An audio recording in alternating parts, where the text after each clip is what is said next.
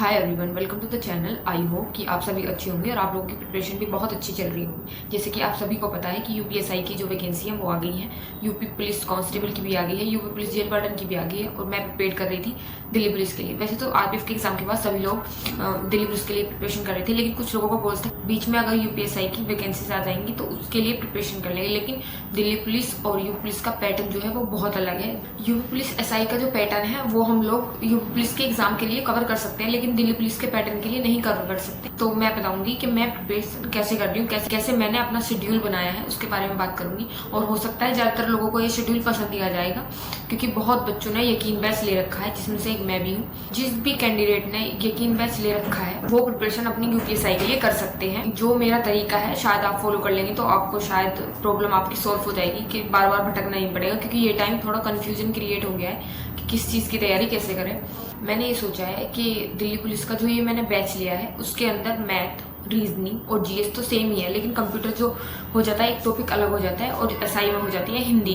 हिंदी जो है वो हम बुक से कवर कर सकते हैं। वैसे अभी जो एग्जाम हमने दिया था हिंदी में ज़्यादा चीज़ें अलग नहीं आती, लेकिन हाँ यूपी पुलिस में थोड़ी डीप पूछी जाती है। तो मैं ये सोच रही हूँ कि अगर हम एसआई की तैयारी करेंगे तो कांस्टेबल का तो आराम से निकल ही जाएगा, लेकिन कुछ टॉपिक जो है क्योंकि एसआई के एग्जाम में जो है थोड़ा एडवांस मैथ आता है। तो मैंने जिस दिन से नोटिफिकेशन आया उस दिन से अपने मैथ पे वर्क करना स्टार्ट कर दिया है। तो अभी मैं ये सोच रही हूँ कि अब ये चीज़ें कंप्लीट करने के बाद में मैं अपना शेड्यूल बना लूँ। तो मैंने वो चीज़ें छोड़ दी, अब मैंने अपना शेड्यूल बना लिया है।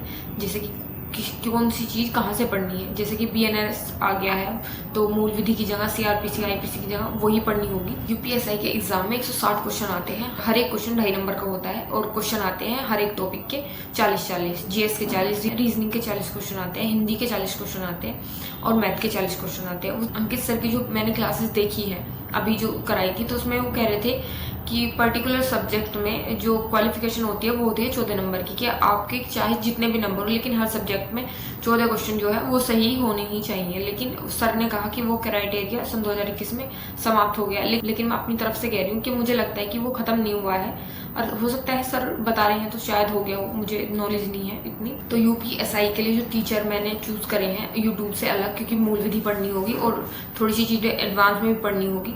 तो मैंने एग्जाम की तैयारी के लिए अपना पैटर्न इस तरीके से रखा है कि मैं यकीन बैच से जो है वो क्लासेस लूँगी, पॉलिटी वहीं से पढ़ूंगी। और जो पॉलिटी मुझे लगता है कि मेरे टेस्ट में थोड़े कम नंबर आ रहे हैं, डीप पूछी जा रही है, तो मैं वो लूसेंट से पढ़ूंगी।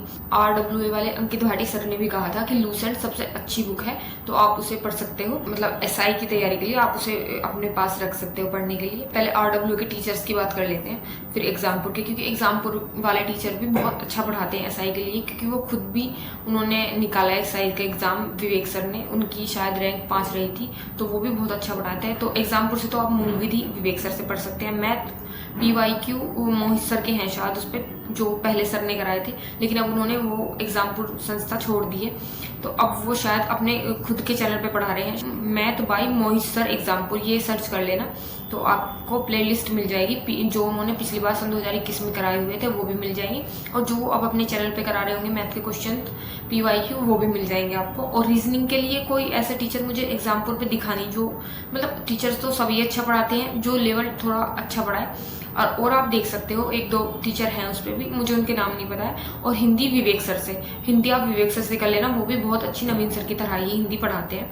अब बात करते हैं आरडब्ल्यूए वाले सर की। आरडब्ल्यूए वाले सर में राम सर, जो अब से शायद 5-6 महीने पहले मैंने, जब मुझे पता नहीं था कि मतलब दिल्ली पुलिस की वैकेंसी आएगी, तभी से स्टार्ट कर दिया था कि हाँ राम सर की जो मूल विधि पढ़ा रहे थे वो चीज़ें मैंने अपने हाथ से लिखी हुई है, जो मेरे पास अभी रजिस्टर भी रखा हुआ है। रीजनिंग संदीप सर से पढ़ूंगी मैं, और मैथ जो है राहुल तेवतिया सर से। कुछ मैं पीवाईक्यू यूपीएसआई के लगाऊंगी जो यूट्यूब पे पढ़े हुए हैं सिर्फ वही। और हिंदी आरडब्ल्यू वाले सर से, रवीर सर ने शायद पढ़ा रखी है, वो पढ़ूंगी। नहीं तो अब जो सर पढ़ाएंगे वो पढ़ूंगी और खुद से स्टडी करूंगी।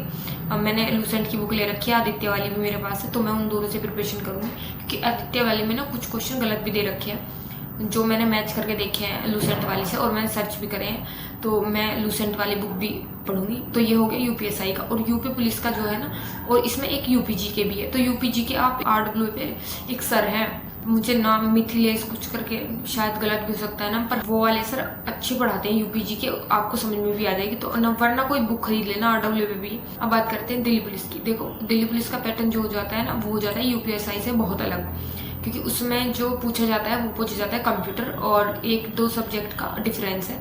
वैसे UPSI में भी थोड़ा सा कंप्यूटर का पैटर्न है, लेकिन जो दिल्ली पुलिस में है, जो मैंने देखा है, अब मैंने एनालिसिस करी है 1-2 दिन, उसमें मैंने देखा है कि कंप्यूटर के जो क्वेश्चन SI में पूछ रखे हैं ना, वो थोड़े से ठीक ही पूछ रखे हैं। जैसे इसमें कांस्टेबल में पूछता है तो आप उसी के थ्रू भी तैयारी कर सकते हो, कि कंप्यूटर तो आपको SI में भी पढ़ना पड़ेगा। तो इस तरीके से आपके कांस्टेबल के, जेल वार्डन के एग्जाम तो निकल ही जाएंगे और आपकी प्रिपरेशन भी बहुत अच्छी हो जाएगी। तो आप जो जिन लोगों ने यकीन बैच ले रखा है, जैसे मैंने ले रखा है, तो आप अपने नोट्स जो है ना जीके के, वो निकलवा लेना। हाथ से लिख रहे हो आप, टाइम के टाइम रोज क्लास ले रहे हो या नोट्स बना रहे हो, स्पीड तेज करके जो अपनी क्लास ले रहे हो, तो आपके लिए सही है। जिनका रुक गया है वो आप छोड़ दें, जहाँ से आपका बच रहा है वहाँ से आप क्लासेस रिवीजन कर लीजिए, और जो आपके रह गए हैं वो आप नोट्स निकलवा लेना। क्योंकि अभी जो मुझे लग रहा है कि आज जो नोटिफिकेशन आई थी, मुझे लग रहा है कि अब जैसे इन्होंने नोटिफिकेशन जारी कर दिया है, तो अप्रैल में के लास्ट वीक में पक्का फॉर्म फिल ही हो जाएंगे। तो 1 महीने तक तो फॉर्म ही भरे जाएंगे। 1 महीने में तो 25 दिन तो भरे ही जाएंगे। उसके बाद हो सकता है 1 महीने में एग्जाम करा ले। तो एग्जाम के लिए जो है वो टाइम कम बच रहा है, जितना आपका रिवीजन हो सके वो कर लीजिए। आपके पास कुछ पुरानी नोट्स रखे होंगे यूपी पुलिस के, वो रिवाइज कर लीजिए। और जो साहित्य वगैरह है ना, ये थोड़ा सा डीप पूछा जाएगा, क्योंकि मैंने कुछ PYQ देखे हैं, बुक्स में भी देखे हैं सन 2020 के। तो आप साहित्य वगैरह थोड़ा डीप पढ़ लेना। और ये है कि अगर आप उसे अच्छे से पढ़ लोगे तो ये रहेगा कि हिंदी तो उससे बाहर जा रही नहीं। GK GS का तो ये है कि थोड़ी बहुत बाहर भी जा सकती है। और आप अब UPSI के PYQ लगा के देख लेना। जैसे कि मैंने कल लगाया था फर्स्ट मॉक, 260 क्वेश्चन नंबर आए थे मेरे। एक मैंने लगाया था कभी पहले, तो उसमें नंबर मेरे आई थिंक 240 के करीब आए थे। लेकिन अब जो मैंने कल मॉक लगाया है, तो उसमें मेरे 260 नंबर आए। उस पर मैंने वीडियो नहीं बनाई, क्योंकि मैंने वो ऐसी अपने आप को टेस्ट करने के लिए, क्योंकि मैं GK GS वगैरह सब 1-3 बैच से पढ़ रही हूँ कि कितना आ सकता है। तो उसमें कट ऑफ क्लियर ही दिखा रहा था, लेकिन वो कट ऑफ अब 4-5 साल पुरानी हो गई है। मुझे लगता है कि कंपटीशन अब ज़्यादा बढ़ेगा। जो बुक्स वगैरह है ना BNS वाली, वो खरीद लीजिए, क्योंकि मुझे भी लगता है कि मुझे भी बुक खरीदनी पड़ेगी। जो अंकित भाटी सर ने बताई, सोच रही हूँ मैं वो ले लूँ। और एक शायद अरिहंत वाली भी है, तो मैं वो भी लेने की सोच रही हूँ। शायद वो अरिहंत वाली है, क्योंकि मैंने वो बुक पहले पढ़ी थी, क्योंकि पहले एग्जाम हुआ था किसी चीज़ का, उसमें धाराएं वगैरह पूछी गई थी, तो मैंने खरीद ली थी कि कभी टाइम मिले करेगा तो 10-15 मिनट ऐसे रिवाइज कर लिया करूँगी। लेकिन मैंने उससे देखा कि आई थिंक SSC GD में भी उससे क्वेश्चन पूछा गया था, तो मेरा वहाँ एक प्लस पॉइंट हो गया था। वो बुक मुझे काफ़ी अच्छी लगी, तो मैं अब 1-2 दिन से उसे ही पढ़ रही हूँ, जैसे आयकर विभाग के लिए हो गया है। और अब बात करते हैं मेरे टाइम टेबल की। देखो मैंने ये सोचा है कि दिन में जो है ना, वो हमें थोड़ा कम टाइम मिलता है। ये सिर्फ उनके लिए जो घर पे रहते हैं, जैसे अब गेहूँ कटाई हो गई तो उन्हें टाइम नहीं मिलेगा, तो उनके लिए है कि वो अपनी प्रिपरेशन कैसे कर सकते हैं रात में भी। मैं एक टाइम में ऐसा था कि जैसे मैंने मतलब सन 2023 की दिल्ली पुलिस की वैकेंसीज दी थी, तो मैं दिन में सोती थी, रात को पढ़ती थी। मतलब रात को शांत माहौल रहता था। तो 1-2 दिन तो दिक्कत होगी, नींद आएगी तो 2 बजे सो गए या 1 बजे सो गए। फिर नेक्स्ट डे कोशिश करना कि ना सोएं, 5-6 बजे सोएं सुबह को। तो मैं पूरी रात पढ़ती थी। और सुबह के टाइम ये होता था कि लाइब्रेरी में मैं कभी कभी आती थी, जैसे मुझे कुछ ज़रूरी PDF वगैरह का काम हो गया, या मुझे इंटरनेट से कुछ डाउनलोड करना है क्लासेस वगैरह।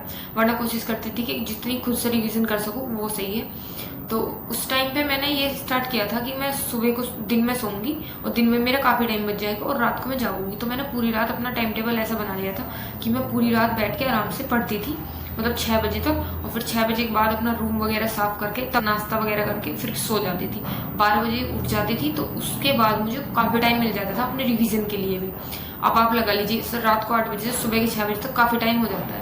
और फिर दिन में भी टाइम मिल रहा है आपको 5-6 घंटे का, उसमें आप घूम लो या किसी से बातें कर लो। दिन में थोड़ा पढ़ाई इसलिए कम हो पाती है क्योंकि कोई ना कोई आ जाता है बैठने के लिए, बात करने के लिए। गांव में भी और वैसे भी शहरों में अपने फ़ोनों में लगे रहे या कुछ और इंजॉयमेंट के लिए ढूंढ लिया, तो आप रात को पढ़ेंगे तो शायद ज़्यादा सही रहेगा। मैं ऐसी पढ़ती हूँ, और मैंने वो शेड्यूल सोच रही हूँ दोबारा फॉलो करने की, कि मैं अगर जो मैं लाइब्रेरी नहीं आई तो फिर मैं वही स्टार्ट कर दूँगी कि अपना जो शेड्यूल है वो मैं रात का तैयार करूँगी। तो आप भी अपना शेड्यूल इसी तरीके से तैयार करते हैं। बहुत लड़कियां नहीं निकल पाती बाहर, वो अपना शेड्यूल इसी तरीके से तैयार कर सकती हैं। ये टाइम ऐसा है कि आपको प्रिपरेशन करनी पड़ेगी, क्योंकि 1 या 1.5 महीने 2 महीने हम अपनी तरफ से मान के चलें तो 24 घंटे में से 12 घंटे 13 घंटे हमें खुद के लिए भी निकालने पड़ेंगे।